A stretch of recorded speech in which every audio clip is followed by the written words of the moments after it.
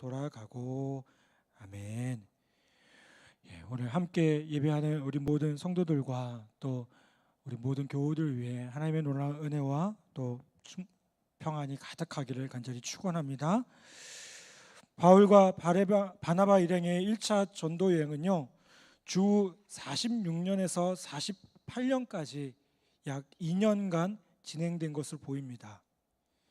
예수님께서 승천하신 뒤에 약 15년 뒤에 일어난 일입니다. 14절 말씀을 보면 이렇게 말씀합니다. 그들은 버가에서 더 나아가 비시디아 안독에 이르러 안식일에 회당에 들어가 앉으니라 라고 말씀합니다. 이 말씀을 잠깐 살펴보면요, 버가에서 출발해서 비시디아 지방의 안디옥이라는 성에 이르렀다는 짤막한 말씀이 나옵니다. 그런데 이 말씀에서 우리는 몇 가지 중요한 점을 좀 살펴볼 수가 있어요. 첫 번째로는 13절에 보면 이 요한이 그들에게서 떠났다라고 얘기합니다. 마가 요한이 왜 버가에서 갑자기 중도 하차를 했는가라는 점입니다. 두 번째로는 바울 일행이요, 버가와 그 주변 지역인 밤빌리아 지방에서 왜 전도하지 않았을까라는 생각을 할 수가 있습니다. 또 마지막으로요, 더 쉬운 코스들이 있음에도 불구하고 태백산맥을 타고 산속에 있는 어느 도시를 찾아가듯 하필이면 소아시아에서 제일 힘든 길을 택했을까 하는 것입니다. 여기 말씀에 나오는 비시디아 안디옥이라는 지역은요, 해발 약 1200m 정도 되는 고산지대입니다. 지형도 험준하고요, 강도가 자주 나오는 곳이었습니다. 바울이 나중에 갈라디아 지방에 편지를 씁니다.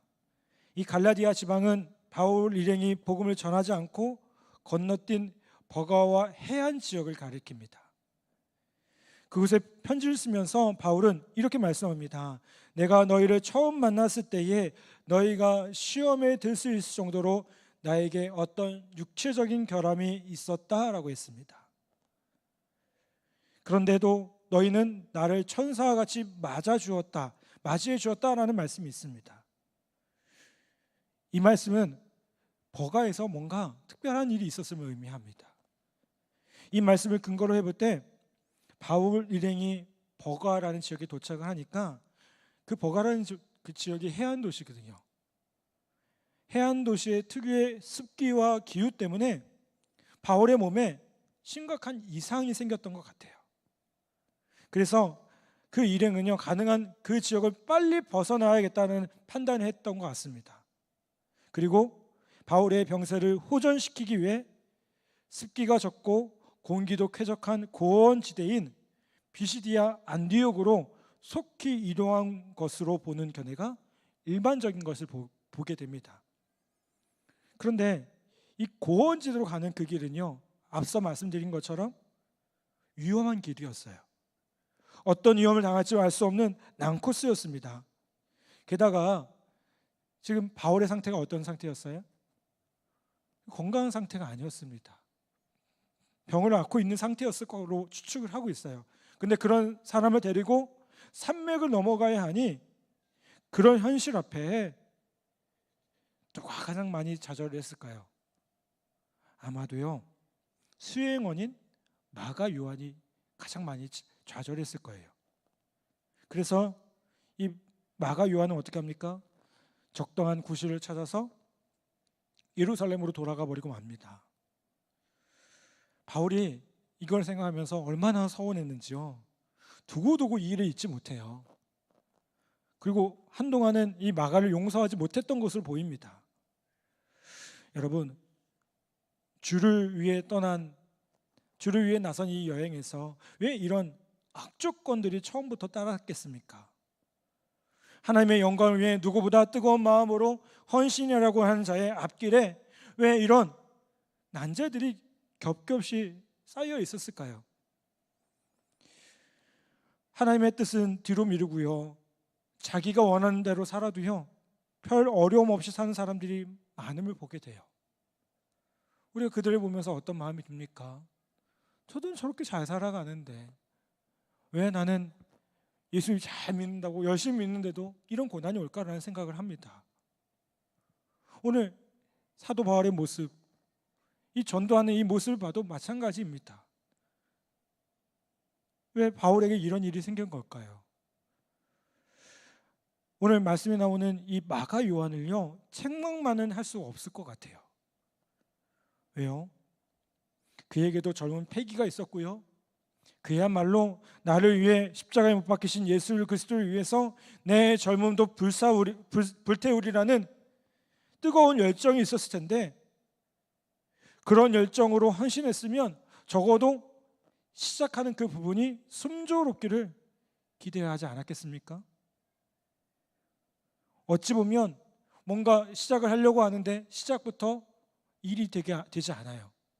버가에서 딱 일이 막히는 것을 보면서 그의 마음에 동요가 일어나는 것은 당연한 것처럼 보입니다. 여러분, 여기서 우리는요, 하나님의 어떤 숨은 뜻이 있지 않나 생각하지 않을 수 없어요.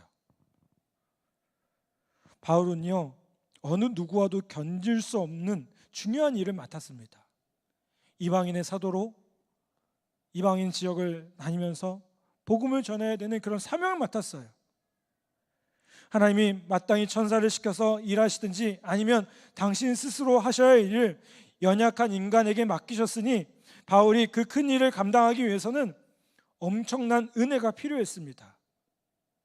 잘못하면요, 질그릇처럼 깨져버릴 위험에 있었기 때문에 그렇습니다. 그래서 하나님은 그 위험을 어떻게 하셨을까요? 고난을 통해서 깨닫게 하심을 보게 됩니다.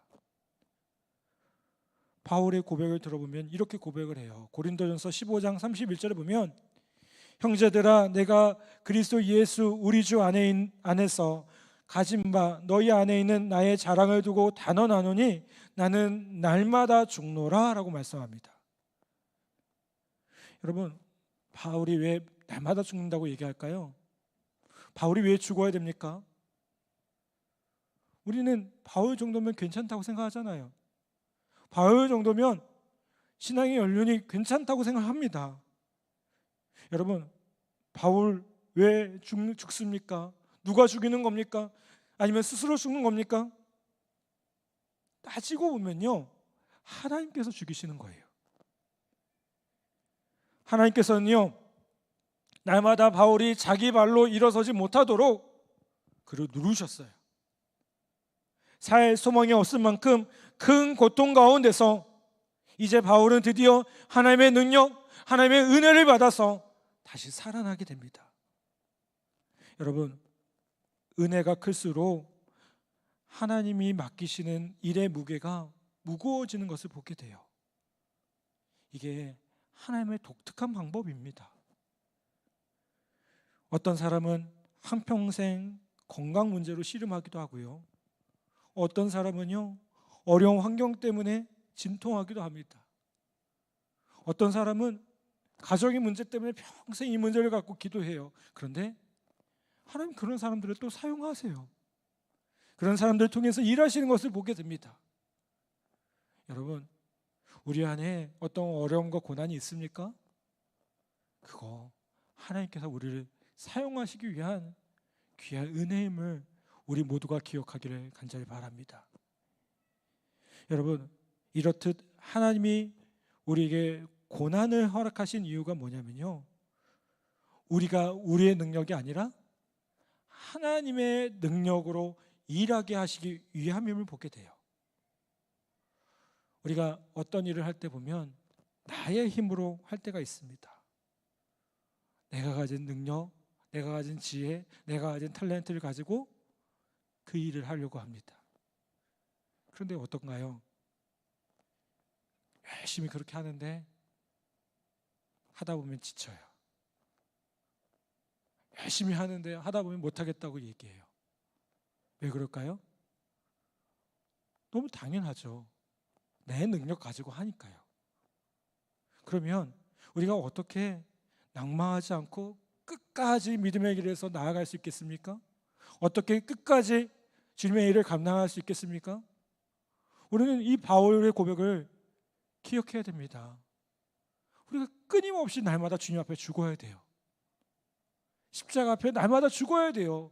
나의 능력이 죽어야 됩니다. 나의 잘난 것들이 죽어야 됩니다. 내가 뭔가 있어 보이는 것들이 죽어야 됩니다.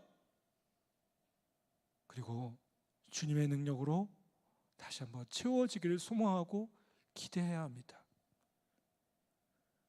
여러분, 나의 건강, 나의 지식, 나의 공의를 믿습니까? 하나님은 때로는요, 우리가 우리 자신을 믿는 어떠한 근거도 남겨주지 않도록 철저히 파헤쳐 버리세요. 하나님 이렇게 하실 수가 있는가라는 생각이 들 정도로 그렇게 하실 때도 있어요. 다 비워내 버리십니다. 거의 바닥까지 내려가게 하세요. 아니, 그 바닥이 끝인 줄 알았는데 그것보다 더 내려가게 하실 때도 있는 것 같아요.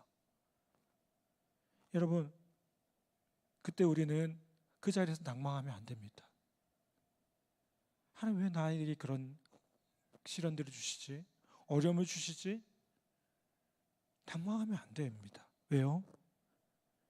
하나님 다 비워내게 하신 다음에, 그 다음에 하나님의 능력으로 하나하나 채워가세요. 그리고 자신은 없고 하나님이 전부라는 공식이 언제나 적용되어지도록 그 하나님의 사람들을 사용하시는 것을 바라보게 됩니다.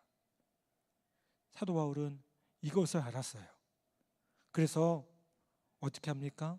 나의 나된 것은 오로지 하나님의 은혜다라고 고백해요. 나는 날마다 죽노라. 이 말은 무슨 뜻이냐면요, 나의 잘남, 나의 가진 그 모든 것들은 다 죽고 오직 주님의 은혜로 살아간다는 겁니다. 여러분, 바울이 얼마나 대단한 인물이었나요? 여러분 잘 아시잖아요. 이 바울은요, 당시 최고의 학문에서 공문했던 사람입니다. 이 바울은요, 로마의 시민권자였어요. 쉽게 말하면 자신이 가진 모든 스펙을 보면 이만한 스펙을 가진 사람이 없었어요, 당시에는. 그런데 하나님께서는 그런 바울을 어떻게 하셨어요? 철저히 낮추셨어요. 철저히 낮추셨어요. 그리고 또 고린도후서 15장에 보면 어떻습니까? 그 바울의 연약함이 나오잖아요. 육신의 연약함으로 인해서, 육신의 가시로 인해서 더 하나님께 매달리게 하셨던 그 모습을 보게 됩니다. 그런데 이게 바울만의 모습일까요? 아니요. 성경에 보면 성경의 다른 인물들도 마찬가지입니다. 우리가 모세라는 인물을 잘 알잖아요. 여러분, 모세가 애굽의 왕자였는데 하나님께서 그 애굽의 왕자인 모세를 사용하지 않으셨어요. 어떻게 하셨죠? 도망치게 하셔서 광야에서 40년을 살게 하시다가 80세 그 할아버지 때에 이 모세를 다시 사용하셨어요. 여러분, 우리가 이해되지 않아요. 아니, 사용하실 거면 좀 젊은 나이에 사용하시지. 사용하실 거면 뭔가 좀 힘있고 능력 있을 때 사용하시지. 하나님은요, 이 모세를 완전히 낮추셨어요. 광야 가운데. 그리고 그 다음에 어떻게 하셨어요? 이 모세를 사용하셔서 오직 하나님만을 의지하며 나아갈 때 출애굽을, 그 역사를 감당하는 인물로 사용하셨다는 겁니다. 여러분, 오늘 우리의 모습 가운데 여러 가지 고난들이 있고 믿음의 시련들이 있을 수도 있습니다. 때로는 그 믿음의 고난과 시련 앞에서 그 뜻을 알 수 없어서 참 안타까워하고 답답할 때가 있을 때도 있을 것 같아요. 여러분, 그럴 때마다 잠잠히 하나님의 뜻을 구하고, 하나님, 이 모든 일들 가운데 하나님께서 원하시는 것이 무엇인지, 하나님께서 나에게 주시는 또 기대하시는 것이 무엇인지를 기대하며 나아갈 때 하나님께서 분명히 그 모든 상황 가운데 그 뜻을, 그 상황들을 이해하게 하실 줄 저는 분명히 믿습니다. 여러분, 우리는 빌립보서 4장 13절 말씀을 너무나 잘 알고 있죠. 내게 능력 주신 자 안에서 내가 모든 것을 할 수 있느니라 라고 말씀합니다. 그런데 언제 능력을 주실까요? 그 앞절이에요. 12절 보면 이렇게 말씀해요. 비천에 처할 때마다, 풍부에 처할 때마다, 도무지 생활에 안정이 없을 때마다 주님은 그 능력을 주셔서 그 모든 것들을 감당하게 하신다는 거예요. 여러분, 이게 하나님의 방법이고 하나님의 은혜입니다. 우리가 힘이 있을 때만, 우리가 뭔가 잘났을 때만 하나님이 사용하시지 않고요. 어쩌면 우리가 가장 낮아졌을 때, 가장 처절하게 몸부림칠 때 그런 하나님은 우리를 사용하신다는 겁니다. 여러분, 우리가 경험하는 광야와 그 고난의 시간들이 우리를 힘들게 할 수 있습니다. 우리를 아프게 할 수 있습니다. 그런데 그때 분명히 내게 능력 주신 자 안에서 내가 모든 것을 할 수 있느니라, 이 고백이 우리 모두의 고백 되게 하실 줄 분명히 믿습니다. 여러분, 하나님의 은혜와 도우심으로 비밀스러운 주님의 뜻이 고난 가운데, 광야 가운데 있음을 기억하며 그 은혜로 다시 한번 살아가는 우리 귀한 성도들 모두가 되기를 간절히 바랍니다. 다시 한번 우리에게 고난만 주시는 것이 아니라 능력도 주시고 그 능력을 통해 주님의 놀라운 뜻을 이루어가시는 그 하나님의 손길을 경험하는 우리 모든 성도들 되시기를 주님의 이름으로 간절히 축복합니다. 이 시간 우리 함께 찬양하고 기도하겠습니다. 주님만 사랑하리. 우리 함께 같이 찬양하겠습니다.